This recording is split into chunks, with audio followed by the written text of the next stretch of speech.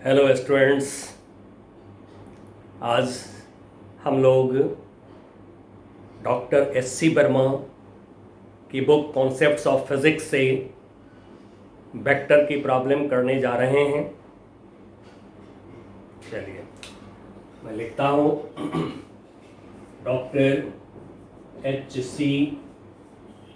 वर्मा, इनकी बुक से concepts of physics से हम लोग करने जा रहे हैं वेक्टर, जो चैप्टर 2 में, इस बुक के चैप्टर 2 में है। बच्चों, जैसा कि मैंने वेक्टर की फर्स्ट लेक्चर में बताया था कि आपको मैं पूरी कॉन्सेप्ट दे दूंगा, उस कॉन्सेप्ट को आप देख करके प्रॉब्लम करिएगा। बहुत सारे बच्चे आप लोग किए हैं प्रॉब्लम, बहुत खुशी हुई है। कुछ आप लोगों ने डॉट्स दिया है। अब मैं आज जितने भी डॉट्स आप भेजे हैं एस.सी. वर्मा साहब की बुक से, उनको मैं अपनी लेक्चर से मैच करा करा के कराऊंगा, जिससे कि आपको पूरी कॉन्फिडेंस आ जाए कि जब आप हमारे सारे लेक्चर अटेंड कर लिए तो फिर आप नोटबुक देखिए और प्रॉब्लम करिए, चाहे वो प्रॉब्लम किसी भी बुक का हो। चलिए बच्चों, तो आज मैं खुद मैच कराऊंगा सारी प्रॉब्लम को अपनी नोटबुक की कॉन्सेप्ट से, अपनी लेक्चर की कॉन्सेप्ट से, और आपको कराऊंगा प्रॉब्लम। तो सबसे पहले हम ले रहे हैं प्रॉब्लम नंबर 1।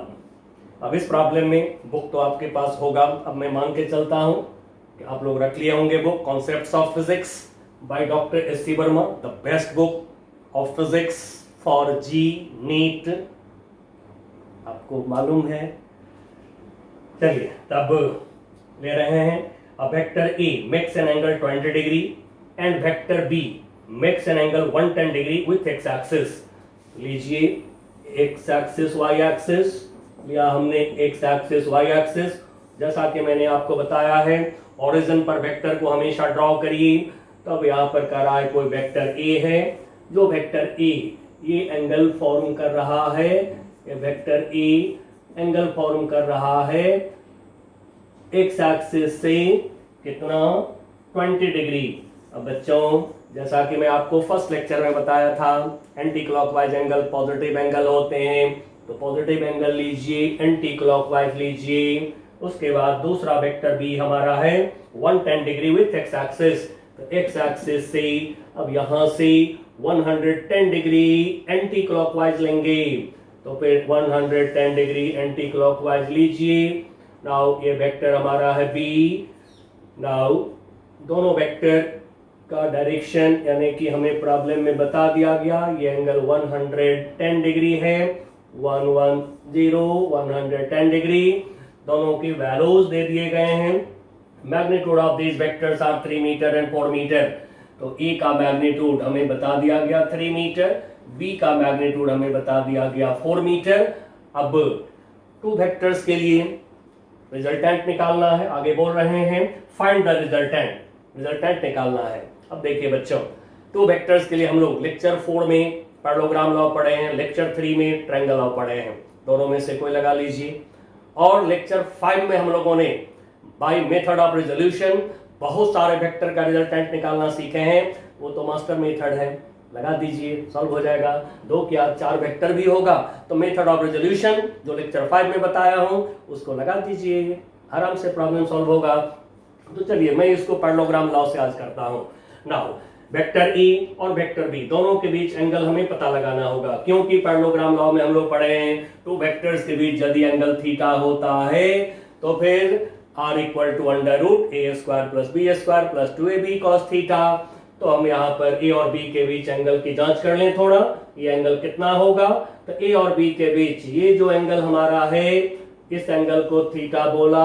अब ये थीटा एंगल कितना होगा, तो देखिए यहां से यहां 110 डिग्री, यहां से यहां है 20 डिग्री, तो माइनस कर लीजिए। 110 डिग्री में से 20 डिग्री माइनस करिए, थीटा इक्वल टू क्या आएगा, 90 degree. Now theta equal to हो गया 90 डिग्री।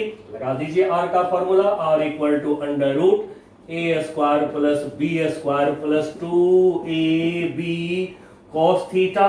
लगा दिया equation. Now under root of A square 3 का स्क्वायर 9b स्क्वायर 4 का स्क्वायर 16 2ab cos 90 डिग्री 0, इसलिए मैंने वैल्यू नहीं रखा यहाँ जानबूझ के, क्योंकि cos 90 डिग्री 0 होता है। आप चाहे तो यही खत्म कर दीजिए।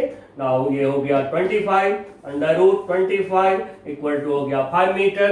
अब वेक्टर कहे हैं तो डायरेक्शन भी देना होगा। डायरेक्शन निकालने के लिए भी जैसा हमने आपको सिखाया है कि यदि कोई वेक्टर के कंपोनेंट्स आप निकाल लिए हैं, ax या y से डायरेक्शन निकालना सीखा लेक्चर 5 में, वो भी कर सकते हैं। यहाँ पर यदि हम रिजोल्यूशन कर दें वेक्टर a और b का, तो आप ax ay bx by की मदद से rx ry निकाल करके और डायरेक्शन निकाल सकते हैं। लेक्चर 5 में देखिएगा इसको। अब पैरेललोग्राम लॉ में भी हमने डायरेक्शन निकालना सिखाया है tan अल्फा की मदद से। रिजल्टेंट की डायरेक्शन tan अल्फा की मदद से निकालना सीखे हैं। चलिए इसी को लगाते हैं अभी हम। तो वेक्टर ए वेक्टर बी, इन दोनों वेक्टर में से कोई भी एक वेक्टर के साथ रिजल्टेंट का एंगल हम अल्फा ले लेते हैं। थोड़ा सा मैं इसको पैरेललोग्राम बना देता हूँ, जरूरत नहीं है फिर भी थोड़ा सा बना देता हूँ। चलिए इसको पैरेललोग्राम ड्रॉ कर देता हूँ। अब ये पैरेललोग्राम यदि हमने ड्रॉ कर दिया तो आप पढ़े टू वेक्टर के टेल के मीटिंग पॉइंट से जो डायगोनल होता है ये रिजल्टेंट होता है, और रिजल्टेंट का एंगल हम लोगों ने वेक्टर ए के साथ में क्या लिया था बच्चों? ये लिया था हम लोगों ने अल्फा, और tan अल्फा का फॉर्मूला क्या मिला था वो भी आपको याद होगा। तो tan alpha equal to b sin theta upon a plus b cos theta. But right angle triangle है तो किसी फार्मूला की जरूरत नहीं है, आप सीधे यहाँ पर निकाल लेंगे tan अल्फा इक्वल टू सामने का साइड परपेंडिकुलर बाय बेस। तो ये हो गया कितना b कितना है 4, ये हो गया 4, a कितना है 3, ये हो गया 4/3। अब बच्चों जैसा कि मैंने आपको राइट एंगल ट्रायंगल जिसके साइड 3 4 5 हुए उसमें हमने आपको दिखा दिया था लेक्चर 1 में ही। क्या दिखाया था कि अल्फा यहाँ पर आपका है 53 डिग्री, और जब 3/4 होता है तो एंगल कितना होता है 37 डिग्री। और बोला भी था कि ये फिजिक्स में आता है तो देता नहीं है, इसलिए इसको याद रखिएगा। ठीक है, आपको दे रखा हूं ऑलरेडी, फिर भी मैं ड्रॉ कर देता हूं यहाँ पर, एकदम याद रखिएगा इसको। किसी भी ट्रायंगल के साइड 3 4 5 यदि हैं तो फिर ये एंगल होता है हमारा, ये एंगल होता है 53 डिग्री, और ये एंगल होता है हमारा 37 डिग्री। याद रखने का तरीका भी बताया था वहां पर लेक्चर 1 में, कैसे बड़े साइड के सामने का एंगल बड़ा होता है, छोटे साइड के सामने का एंगल छोटा होता है, और राइट एंगल ट्रायंगल है तो ऑब्वियसली ये 90 है तो बाकी इस टू एंगल का सम 90 होना ही चाहिए। ठीक है, तो फिर अल्फा इक्वल टू निकल गया हमें कितना 53 डिग्री। अब विथ ए लिख सकते हैं आप इस डायरेक्शन को, विथ वेक्टर ए। नहीं, यदि आपको आंसर चेक करना है तो थोड़ा आंसर मैं भी देखता हूं क्या लिखे हैं। तो आंसर है विथ एक्स एक्सिस 73 डिग्री। देखिए क्लियरली, अब ये एंगल अल्फा है 53 डिग्री, यहां से यहां तक ये हो गया 20 डिग्री, तो हो गया 73 डिग्री। तो ये भी लिख सकते हैं, और 73 डिग्री विथ एक्स एक्सिस। देखिए बच्चों क्या आराम से मैच हो गया, अपने पैरेललोग्राम लॉ से मैच कर दिया हम लोगों ने। इसी तरह से आप भी जो है मैच कर करके सारे प्रॉब्लम करिए। लेक्चर होने के बाद, क्लास होने के बाद कोई भी प्रॉब्लम आपके नोटबुक से बाहर कभी नहीं जाएगा, और कॉन्सेप्ट हाथ में तो फिजिक्स की सारी बुक हम सॉल्व कर सकते हैं। चलिए नेक्स्ट प्रॉब्लम जो आप भेजे हैं वह है क्वेश्चन नंबर 3। क्वेश्चन नंबर 3 अब इसमें है add vectors a b c each having magnitude 100 unit and inclined to x axis at angle 45 135 and 315 degree। चलिए तो यहाँ पर हमें जो दिया गया है कई सारे वेक्टर दे दिए हैं। अब जैसा कि हमने आपको बताया लेक्चर 5 में हम लोगों ने सीखा है बहुत सारे वेक्टर का रिजल्टेंट निकालना। ओरिजिन लिया, एक्स एक्सिस लिया, वाई एक्सिस लिया। अब इसमें वेक्टर ए कह रहे हैं, वेक्टर ए एक्स एक्सिस से 45 डिग्री पर, एक्स एक्सिस से वेक्टर ए 45 डिग्री पर है, तो ये लिया एंगल एंटी क्लॉकवाइज 45 डिग्री।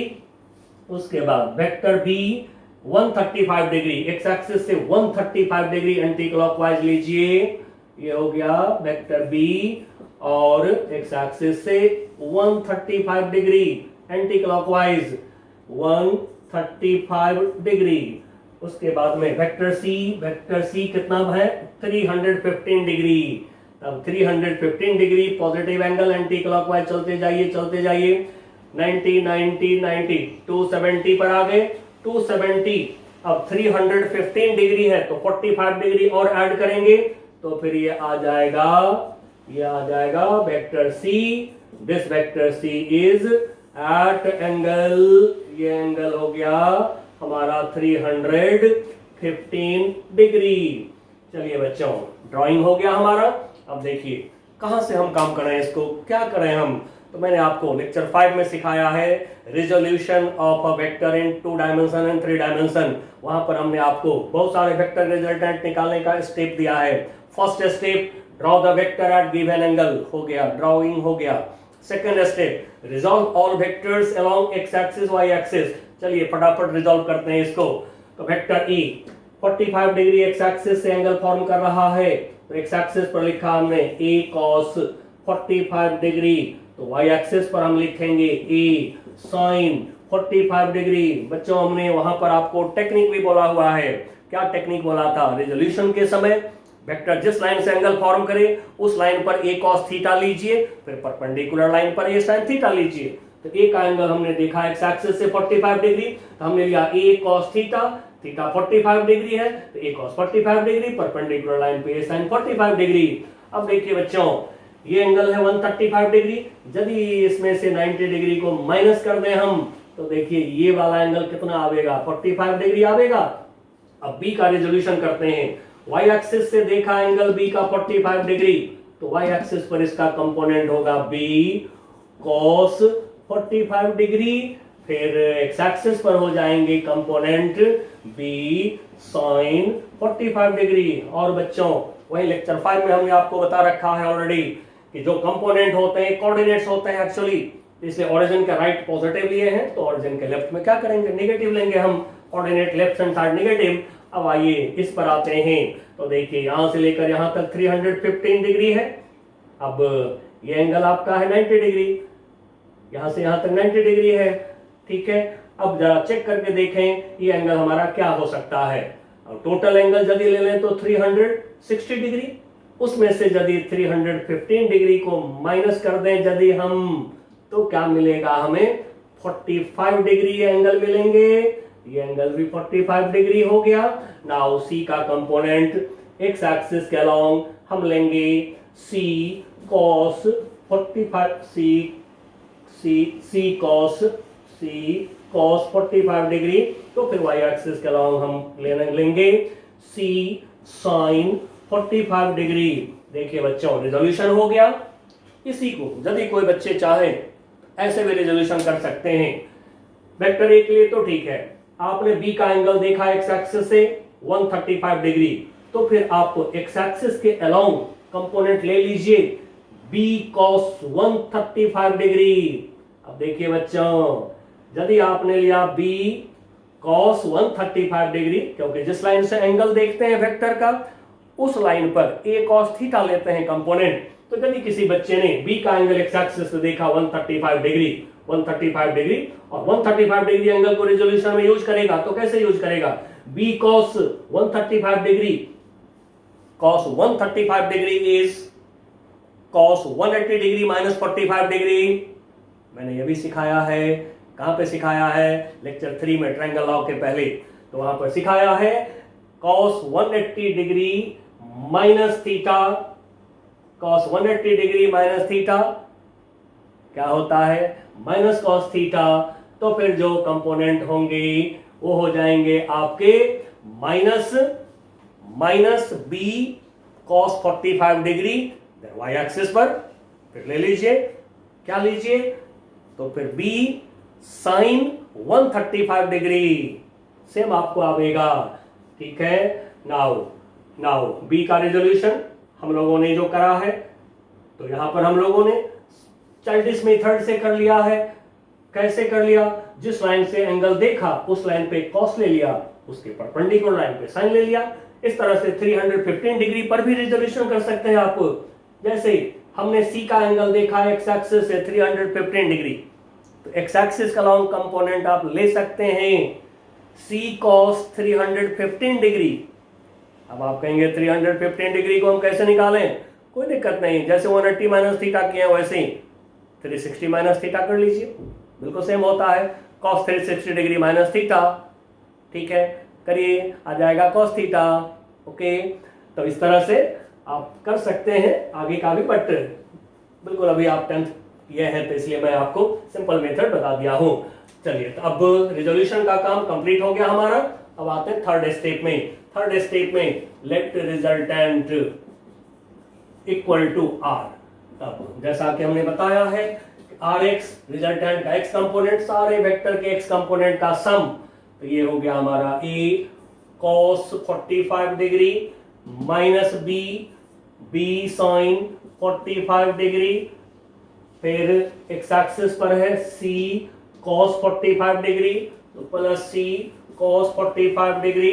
अब बच्चों हमें ए बी सी तीनों की मैग्नीट्यूड कितना है 100, तो फिर रखिए 100 cos 45 1 by root 2 minus B का वैल्यू भी 100 कोसाइन 45 1 बाय अंडर रूट 2, उसी तरह से सी का वैल्यू भी है 100 cos 45 degree 1 by under root 2। अब क्या देख रहे हैं बच्चों, ये तो कैंसिल हो गया, बच गया आपको 100 upon under root 2। Similarly R y equal to, अब आर वाई इक्वल टू निकालते हैं तो वाई कंपोनेंट जो है सबको ऐड कर दीजिए। तो वाई एक्सिस पर क्या क्या है, ए साइन 45 डिग्री, अब ए, चलिए ए ही रखते हैं अभी।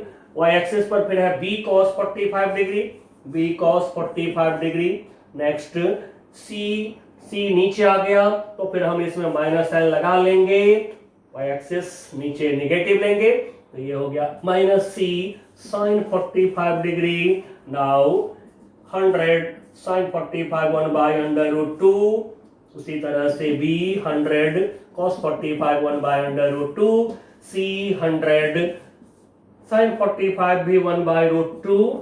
अब जैसा कि देख रहे हैं ये दोनों इक्वल है, नेगेटिव भी हो गया, कैंसिल हो गया, बच गया हमारे पास 100 अपॉन अंडर रूट 2। अब इसके बाद बच्चों आपको तो पता है आर इक्वल टू क्या होगा, एक्स वाई दोनों कंपोनेंट जब हमें मालूम है तो फिर हमें पता है R equal to under root R x square plus R y square, तो फिर आर इक्वल टू हम कर लेंगे square root of under root R x square plus R y square. Now दोनों का स्क्वायर करिए, तो फिर 100 का स्क्वायर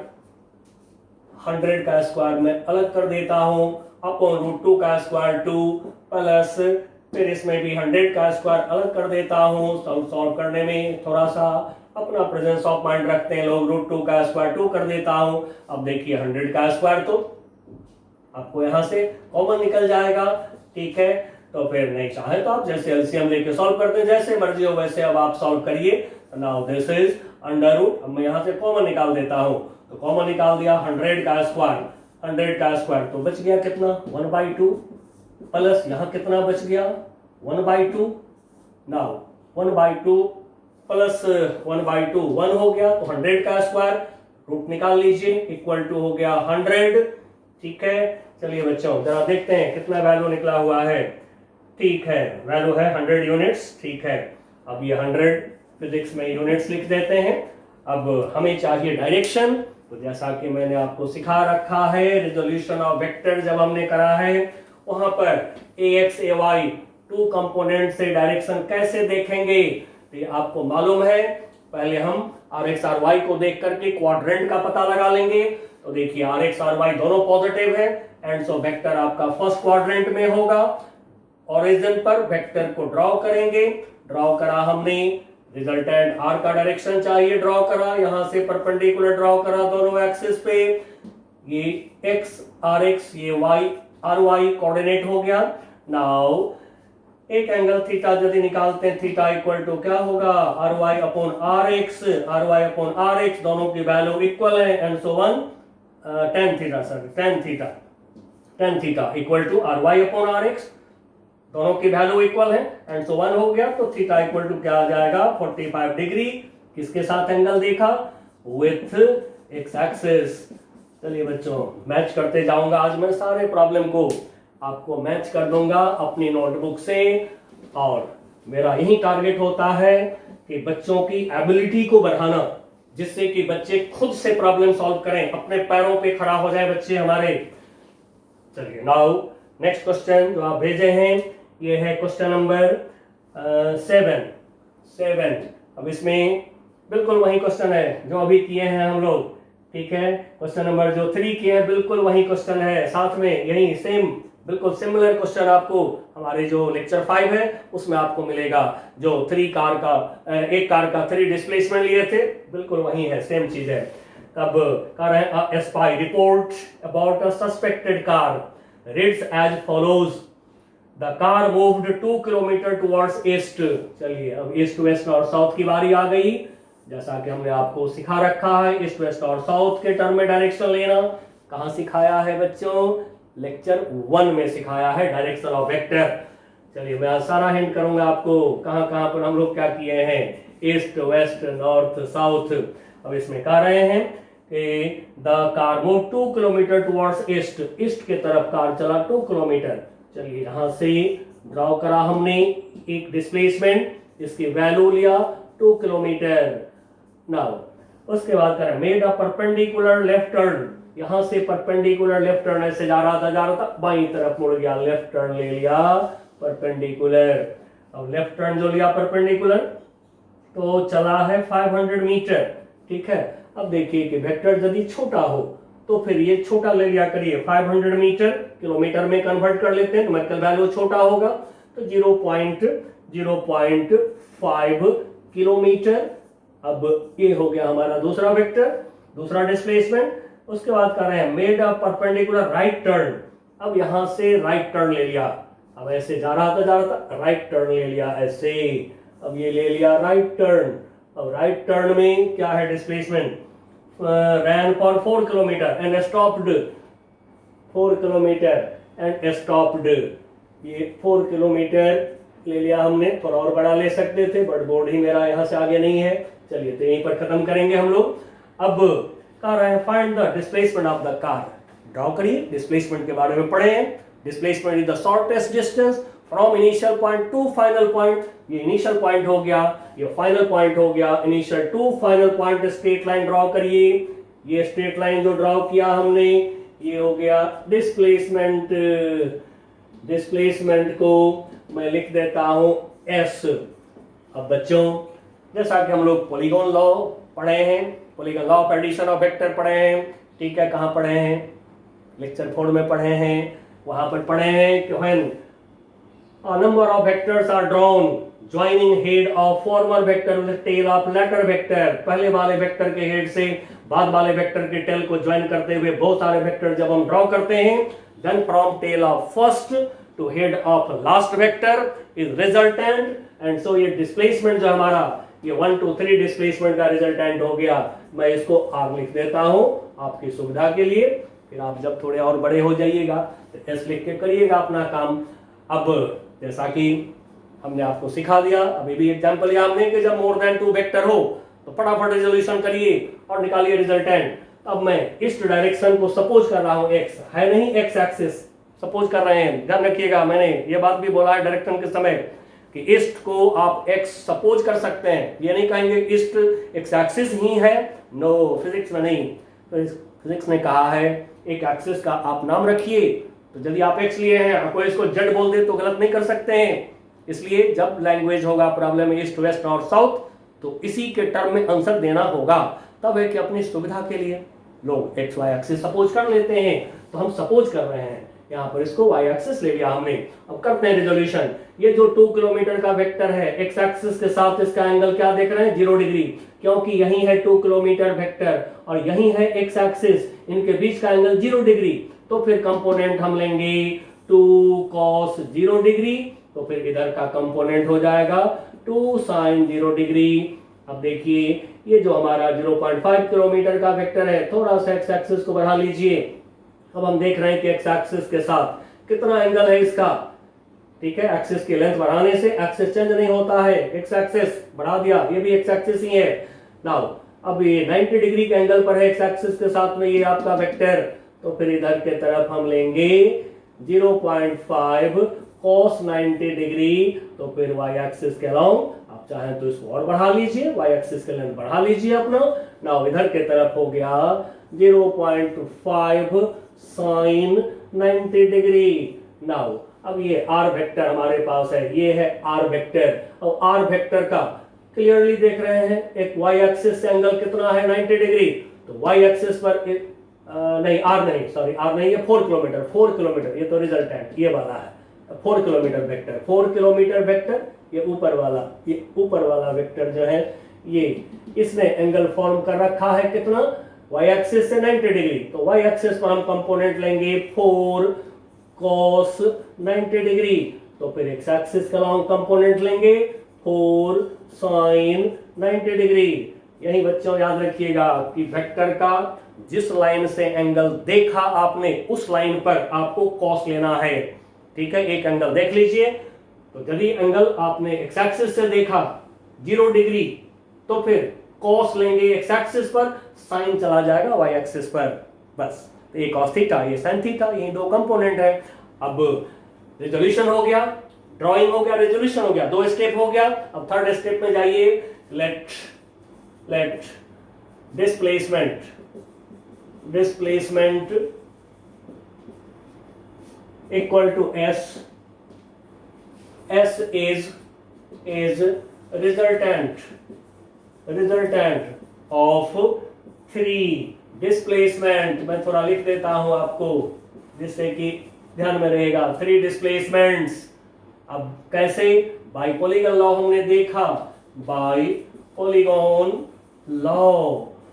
अब जो है रिजल्टेंट हमें एस रिजल्टेंट, अब रिजल्टेंट को यहीं पर मैं मेंशन कर दे रहा हूं आर हमें चाहिए।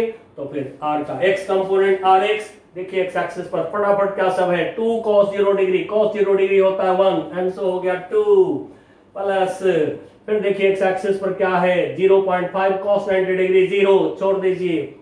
फिर देखिए एक्स एक्सिस पर क्या है 4 sin 90 डिग्री, sin 90 डिग्री होता है 1 एंड सो हो गया 4 इक्वल टू हो गया 6 किलोमीटर। नाउ वाई एक्सिस पर आ जाइए और y equal to y axis पर क्या देख रहे हैं यहाँ पर 2 sin 0 डिग्री 0 नहीं लिखेंगे।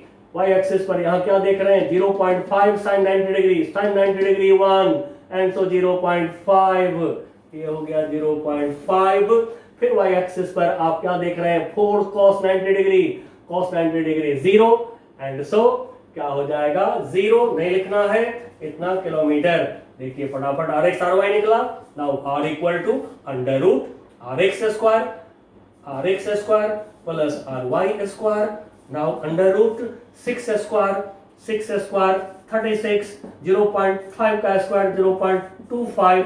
अब आप इसका रूट निकाल लीजिए, रूट निकालिए, देखिए क्या मिलता है। तो ये आपको मिलेगा 6.02 किलोमीटर। अब हमें देखना है डायरेक्शन। तो डायरेक्शन के लिए फिर वही बात कहूंगा, दोनों कंपोनेंट पॉजिटिव है, तुरंत इसको ड्रॉ करिए।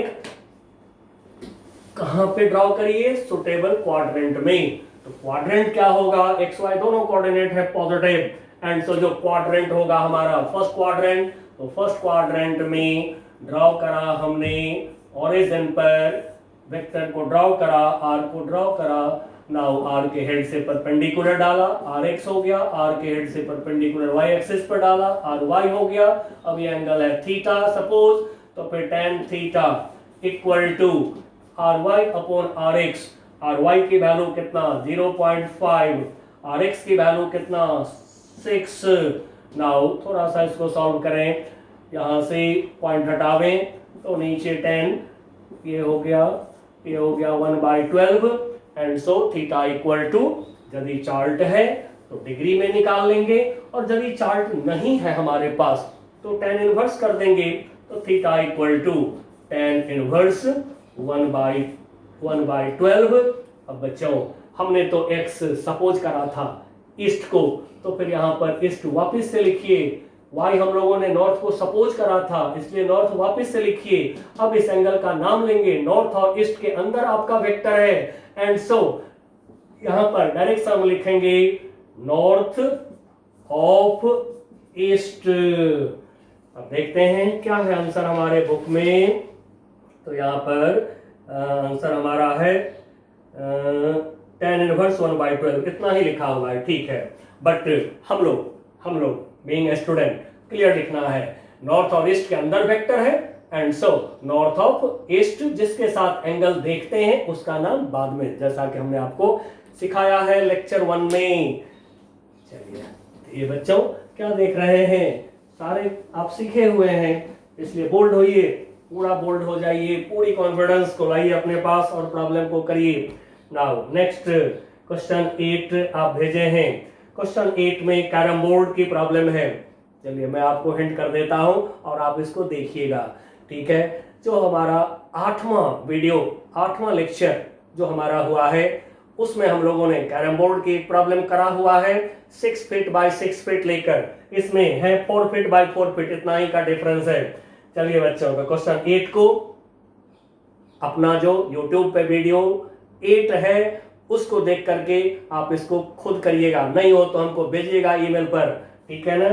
और आप कहां से देखिएगा इससे तो आप लोगों को मालूम हो चुका है, आप यहां पर टाइप करिए YouTube पे जाके हैशटैग ठाकुर सर, सारे स्मॉल लेटर में ठाकुर सर टाइप करिए, हैशटैग ठाकुर सर YouTube पर टाइप करिए, आ जाएगा सारा लेक्चर अपने आप सामने आ जाएंगे, ठीक है। उसमें वेक्टर का जो है देख लीजिए, लेक्चर 8 जो हमारा है प्रॉब्लम वाला देख लीजिए। चलिए क्वेश्चन नंबर 9, ये क्वेश्चन 9 भी हम लोगों ने करा हुआ है, वहां पर कैसे करा हुआ है जरा याद दिला देता हूं। सबसे पहले तो लेक्चर 5 में हम लोगों ने जो 3D वेक्टर लिया है कि हमारे पास में कोई रूम है, क्यूबॉइड है, तो फिर यदि लेंथ को ले लें एक्स एक्सिस, ब्रेथ को ले लें वाई एक्सिस, हाइट को ले लें जेड एक्सिस, और एक वेक्टर यदि हम ड्रॉ करें between two opposite corner along the diagonal, diagonal का मतलब वो लाइन जो रूम को 2 इक्वल पार्ट में डिवाइड करता है from one corner to other corner, वो डायगोनल, किसी एक सरफेस का डायगोनल नहीं। तो ये डायगोनली अपोजिट कॉर्नर के बीच यदि हम वेक्टर लेते हैं तो फिर इनके जो कंपोनेंट्स देखे थे, क्या देखे थे, एक्स एक्सिस पर length X coordinate, Y axis पर length Y coordinate, Z axis पर लेंथ जेड कोऑर्डिनेट, और कोऑर्डिनेट्स आर कंपोनेंट्स। चलिए तो ये कहां पर है, लेक्चर 5 में क्यूबॉइड वाला फिगर है। अब मॉस्किटो नेट जब बेड पे लगा दीजिएगा, मॉस्किटो नेट, तो क्यूबॉइड बन जाएगा, बिल्कुल एक रूम बन जाता है, उसके अंदर आप घुस जाते हैं, मच्छर बाहर आप अंदर होते हैं, ठीक है। तो बस क्यूबॉइड का प्रॉब्लम हो गया, इसलिए इसको मैं हिंट कर दिया हूं, वहां से आप फिगर देख लीजिएगा। अब मैं इसको डायरेक्ट कर देता हूं, ठीक है। क्वेश्चन नंबर 9 में कह रहा है मॉस्किटो नेट ओवर 7 फीट, यानी लेंथ दे दिया गया 7 फीट, उसके बाद में हमें 4 फीट ब्रेथ दिया गया, ब्रेथ दिया गया 4 फीट, 4 एच दिया गया 3 फीट। अब ये कह रहे हैं कि मॉस्किटो जो है घुसता है कहां से, the net has a hole at one corner of the bed through which a mosquito enters the net, it flies and sits at the diagonally opposite corner। बिल्कुल वही है, नीचे के कॉर्नर से ऊपर के कॉर्नर जो डायगोनल है, इसी डायगोनल के अलाउंग डिस्प्लेसमेंट हुआ मॉस्किटो का। चलिए डिस्प्लेसमेंट को मैं एस लिख देता हूं, डिस्प्लेसमेंट ऑफ मॉस्किटो ये है एस, हमें मालूम नहीं है, देखते हैं आगे क्या है। तो आगे बोल रहे हैं find the magnitude of displacement of the mosquito, इसका मैग्नीट्यूड हमें चाहिए, मॉस्किटो के डिस्प्लेसमेंट का मैग्नीट्यूड चाहिए, ठीक है। अब हमें चाहिए ये मैग्नीट्यूड चाहिए, या फिर ऐसे बोले बिना एरो का, ये हमें चाहिए। चलिए अब अगला पार्ट, यानी ये पार्ट ए है हमारा। नेक्स्ट पार्ट हमारा है क्या है, बी पार्ट में है taking the whole as origin, origin the length of bed as X axis, length को एक्स एक्सिस, विड्थ ब्रेथ को Y axis, and vertically up यानी हाइट को जेड एक्सिस लेते हुए write the components of displacement vector. अब हमें पूछ रहा है बी पार्ट में, अब मैं लिख रहा हूं डिस्प्लेसमेंट वेक्टर हमारा एस, इसका एक्स कंपोनेंट लेंथ ये हो गया 7 फीट, वाई कंपोनेंट ब्रेथ ये हो गया 4 feet, Z component Z axis पर लेंथ ये हो गया हमारा कितना 3 फीट। देखिए बच्चों कॉन्सेप्ट मिला हुआ है तो कितना आराम से काम हो जाते हैं, इसलिए आप लेक्चर 5 यूट्यूब पर जो अपना वीडियो है वहां से आप देख सकते हैं। ये मैंने डाल दिया है खोजने के लिए, बहुत शॉर्टकट तरीका। हैशटैग ठाकुर सर लिखिए अपने यूट्यूब पर एकदम लगातार, लेकिन बीच में कोई गैप नहीं, लगातार लिखिएगा, तुरंत आ जाएगा सामने। अब मैग्नीट्यूड के लिए भी जैसा कि 3D वेक्टर में वही लेक्चर 5 में सीखे हैं हम लोग, यदि हमें मैग्नीट्यूड चाहिए तो फिर s equal to under root of S X square plus S Y square plus S Z square करेंगे। नाउ अंडर रूट ऑफ, अब यहां से जैसा कि देख रहे हैं कि हमारे पास में तीनों वैल्यू मालूम है, 7 का स्क्वायर हो गया, फिर प्लस 4 का स्क्वायर हो गया, प्लस 3 का स्क्वायर हो गया। अब बच्चों आप इसको करके चेक कर लीजिएगा, ठीक है। अब ये है under root 74 feet, under root 74 feet, ठीक है, ठीक है, बिल्कुल ठीक है। चलिए इसको चेक कर लीजिएगा। तब देखिए सारे मैच करता जा रहा है, प्रॉब्लम जो हम लोगों ने नोटबुक तैयार करा है वहां से सारे मैच करते चले जा रहे हैं और सब मैच करेगा। चलिए फिर एक बच्चे ने 12 क्वेश्चन पूछा है, ठीक है, ये भी क्वेश्चन आपका करा हुआ है। कहां पर मैं बता रहा हूं, लेक्चर 8 में हम लोगों ने एनसीईआरटी का एक क्वेश्चन करा है 3.10। एनसीईआरटी में जो हम लोगों ने क्वेश्चन करा है, ठीक है, नहीं 3.10 नहीं 4.10 एनसीईआरटी के अंदर वो 4.10 क्वेश्चन हेक्सागोन वाला यही क्वेश्चन है आपका। आइए बढ़ते हैं आगे। अब इसमें दे रहे हैं A1 A2 A3 बहुत सारे वेक्टर रेगुलर हेक्सागोन में, right the x component of vector represented by 6 vector. बस हमको तो पता है कि सारे एक्स कंपोनेंट को ऐड करेंगे, रिजल्टेंट का एक्स कंपोनेंट होगा। तो चलिए बच्चों ड्राइंग करते हैं पहले, ठीक है, ड्राइंग करते हैं। अब इसका नाउ 6 वेक्टर्स हैं, लेकिन उससे पहले एक कॉन्सेप्ट मैं आपको देना चाहूंगा, वो क्या है, थोड़ा सा इसको रख लीजिएगा अपने पास। इन रेगुलर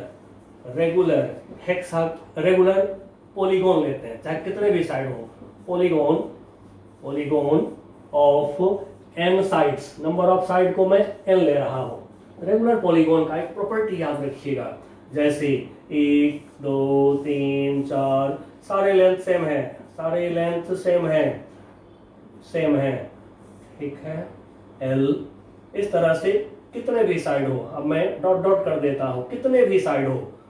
अब ये है सेंटर, पॉलीगोन की सेंटर है, सेंटर पर एक साइड जो एंगल बनाता है, ये जो एंगल बनाता है, इस एंगल को मैंने लिखा थीटा।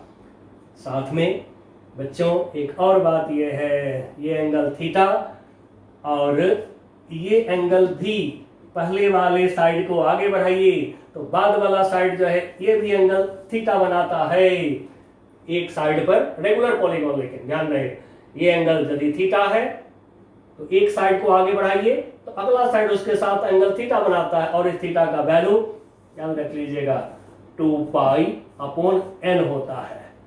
देख लीजिए रेगुलर पॉलीगोन में ये प्रॉपर्टी याद रखे रहिएगा। अब जैसे कि हेक्सागोन हुआ, n इक्वल टू हो गया 6, n की जगह 6 रखिए, 2 × π 180 डिग्री, तो फिर देखिए क्या हो जाएगा, 60 डिग्री हो जाएंगे, ठीक है। मान लीजिए कि पेंटागोन है 5 साइड है, n की जगह 5 रखिए, π 180 डिग्री रखिए, तो कितना आएगा 72 डिग्री आ जाएंगे। इस तरह से यहां भी एंगल 72 होगा। हर साइड, हर पीछे का साइड आगे के साइड से ये एंगल थीटा बनाता है, जितना एंगल सेंटर पे, पॉलीगोन के सेंटर पे होते हैं। साथ में क्या है, रेगुलर पॉलीगोन का एक और प्रॉपर्टी है, रेगुलर पॉलीगोन के सभी कॉर्नर से एक सर्कल गुजरता है, एंड सो कहते हैं रेगुलर पॉलीगोन इज साइक्लिक। ये साइक्लिक होते हैं रेगुलर पॉलीगोन, मतलब कि जैसे ये है आपका रेगुलर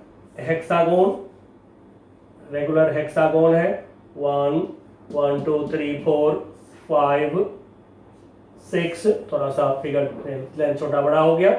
यदि ये सारे साइड के लेंथ यदि सेम है तो एक सर्कल, सबके कॉर्नर से एक सर्कल पास करेगा।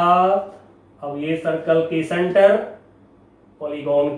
रेगुलर पॉलीगोन की सेंटर, अब यहां सेंटर पर एंगल थीटा आप ऐसे निकाल सकते हैं। चलिए बच्चों ये सिखा दिया हूं, जिससे कि अब आपको किसी भी तरह का पॉलीगॉन मिल जाए पूरे फिजिक्स में तो कोई दिक्कत नहीं, ये एंगल पता हो गया, आराम से प्रॉब्लम सॉल्व हो जाएगा। अब हमारे पास में जैसा कि दिखाई पड़ रहा है रेगुलर हेक्सागोन है, ड्रॉ करते हैं फिगर। ये लिया वन साइड 2 3 4, थोड़ा सा छोटा बड़ा हो रहा है, ठीक है, 4 5 6 सारे साइड के लेंथ मैं अभी बोल दे रहा हूं L सबकी लेंथ सेम L बोल दिया। अब देखिए यदि ऐसे बोला हुआ एक्स एक्सिस ऐसे बोल दिया गया, नहीं बोलते तो भी एक्स एक्सिस हॉरिजॉन्टल ले लीजिएगा। अब थोड़ा सा मैं एंगल दिखा रहा हूं, ठीक है, इस साइड को आगे बढ़ाया, ऐसे तो वेक्टर दिखा दिए हैं, चलिए ठीक है वेक्टर ही दिखा रहे हैं, एक वेक्टर। अब इसको यदि आगे बढ़ा दें तो अगला वेक्टर जो एंगल बनावेगा ये होगा 60 डिग्री, 2 पाई बाई 6 करिए तो फिर एंगल हो जाएंगे 60 डिग्री। ऐसे तो दे दिए हैं, नहीं भी देते तो हम पता कर लेते 60 डिग्री। सिमिलरली इस वेक्टर को आगे बढ़ाइए, एंगल 60 डिग्री। सिमिलरली इस वेक्टर को आगे बढ़ाइए, ये एंगल 60 डिग्री। सिमिलरली इस वेक्टर को आगे बढ़ाइए, एंगल 60 डिग्री। इस वेक्टर को आगे बढ़ाइए, एंगल 60 डिग्री। इस वेक्टर को आगे बढ़ाइए, ये एंगल 60 डिग्री। अब एक्स एक्सिस ऐसे बता दिए हैं प्रॉब्लम में तो बहुत अच्छी बात है, नहीं बताते तो हम खुद से ड्रॉ कर लेते। अब ये वाई एक्सिस, ये वाई एक्सिस। अब बच्चों आपको याद आ गया होगा जो एनसीईआरटी बुक में करे थे हम लोग 4.10 क्वेश्चन, वही आ गया, सामने आ गया। अब वेक्टर का हेक्सागोन वाला, तो चलिए अब दिखा लिया वेक्टर। अब हमें use the fact resultant of this vectors, हमें रिजल्टेंट की बात करनी है यहाँ पर। तो फिर इतने सारे वेक्टर होंगे, फटाफट इसको रिजॉल्व करिए बिना इंतजार किए हुए। वेक्टर इसको मैं 1 बोल देता हूं, 2 3 4 5 6। तो फिर लेते हैं एक्स स्केलर, लेकिन scalar x component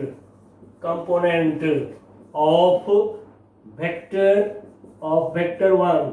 now vector 1 x axis से 0 डिग्री एंगल बना रहा है, ये ओरिजिन हो गया। ये आपका वेक्टर 1 एक्स एक्सिस से कोई एंगल नहीं, 0 डिग्री का एंगल बना रहा है। एंड सो कंपोनेंट जो होगा ये होगा हमारा L, मैंने L सपोज कर लिया है सबके लेंथ को, बाद में वैल्यू रख लेंगे। L cos 0 डिग्री, तो फिर scalar y component of vector 1 का स्केलर y कंपोनेंट, खाली y कंपोनेंट भी बोल सकते हैं। This is L sin 0 degree. फिर उससे आगे बढ़िए, नेक्स्ट वेक्टर जो अब आपका वेक्टर 2 है, इसका एंगल देखिए एक्स एक्सिस से कितना है, 60 डिग्री। तो फिर scalar x component of vector 2, इसका x एक्सिस का लॉन्ग कंपोनेंट, x एक्सिस का लॉन्ग होगा L cos 60 डिग्री।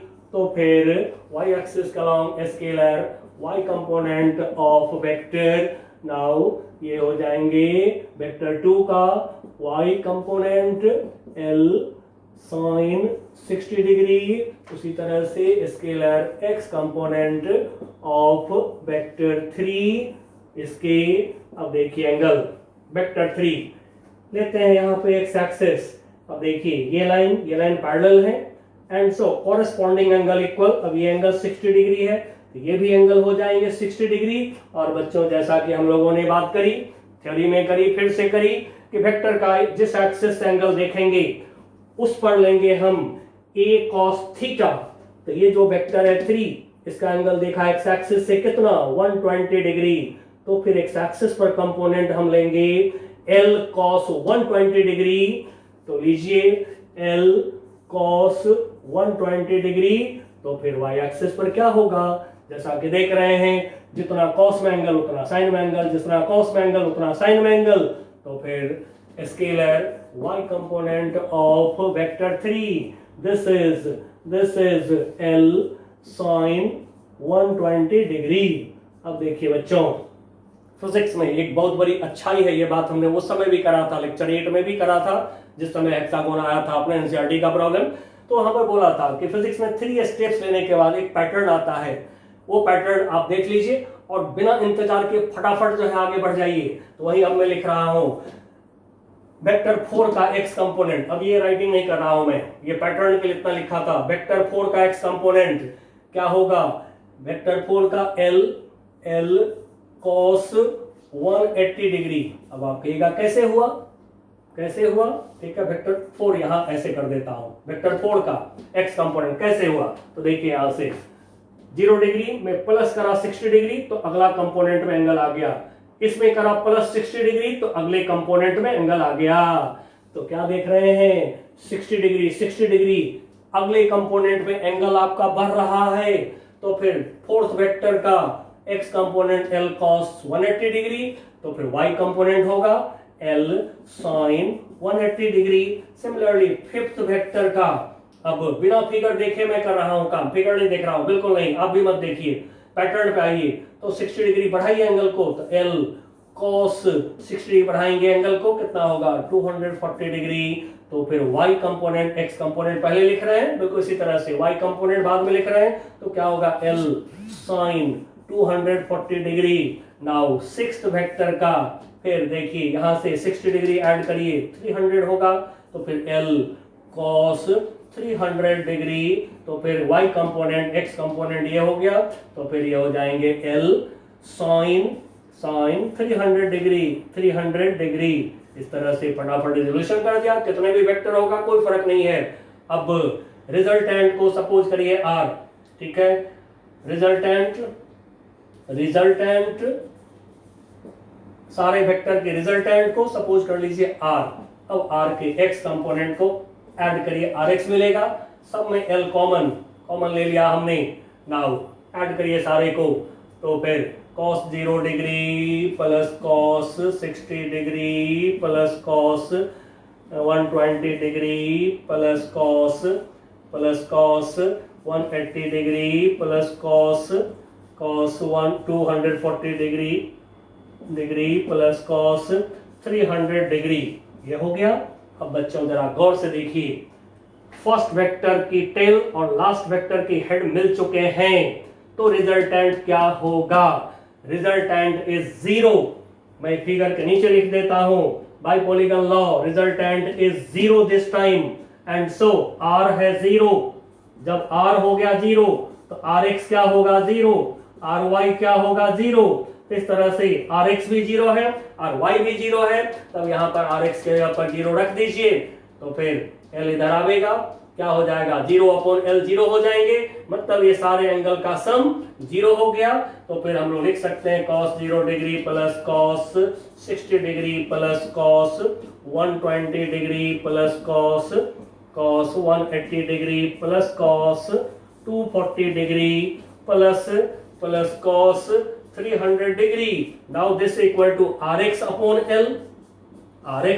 l, और rx क्या है 0, एंड सो हो गया 0। अब बच्चों इसी को यदि रेडियन में कन्वर्ट कर दें हम, यदि रेडियन में कन्वर्ट कर दें तो cos 0 डिग्री हो गया cos 0, फिर जैसे रेडियन में दे रखे हैं प्लस cos 60 डिग्री को रेडियन बनाइए, 180 डिग्री पाई रेडियन बनाइए, तो क्या होगा pi by 3 plus cos 120 degree को रेडियन बनाइए, ये होगा 2 पाई बाई 3। उसी तरह से सो ऑन बनाते चले जाइए, रेडियन में सबको कन्वर्ट कर दीजिए। नाउ क्या हो जाएंगे, अगला क्या होगा लास्ट, ये हो गया आपका इक्वल टू 0। ये हो गया प्रूफ।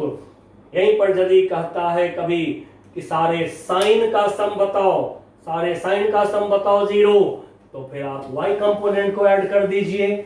यदि कहता है किसी प्रॉब्लम में, तो फिर लंबा सा यदि साइन का कभी चेन दिखाई पड़ जाए तो फिर मैं कर ही देता हूं इसको, इस प्रॉब्लम में तो नहीं है लेकिन मैं कर देता हूं, आर वाई इक्वल टू सारे y कंपोनेंट को सम करेंगे, l ले लीजिए कॉमन, तो फिर आ जाएगा sine 0 degree plus sine 60 degree plus sine 120 degree plus sine 180 degree plus sine 240 degree plus sine 300 degree, ये हो गया।